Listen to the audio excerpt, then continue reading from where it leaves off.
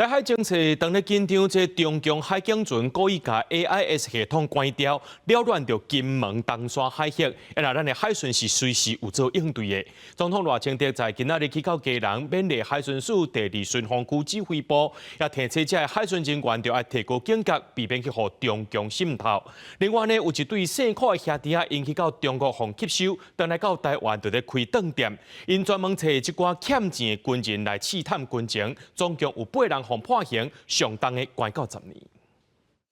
中共相关台海紧张情势，美国国防情报局提出世界威胁评估报告，讲中共夺取台湾离岛做军事选项，透过无明确的所在侵扰破坏台湾对金门马祖的主权，进一步夺取控制权。中共海警船即阵啊故意关 AIS 自动识别系统，连续侵扰金门东沙海峡，引起关心。目前这是个新的形态吗？从上一次的军演以来，我们发现是计划性的在做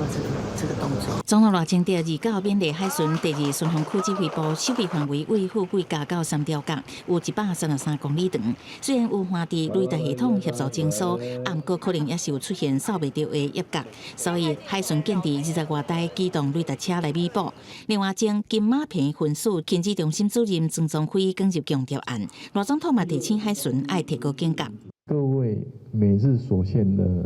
日常平常的工作内涵，可能就是有心人士珍贵的情资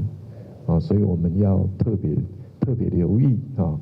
大家要提高警觉。中共对台渗透，那锁定海巡嘛吸收国军官兵，一对姓柯的兄弟啊去互因吸收，登来台湾了后，涉嫌发展组织，透过断点啊诱拐有资金需求的现役军人，试探军情，包含陆海空军也有海巡署，拢总有8个军人涉案，分别互人判2年6个月至10年2个月。在网络刊登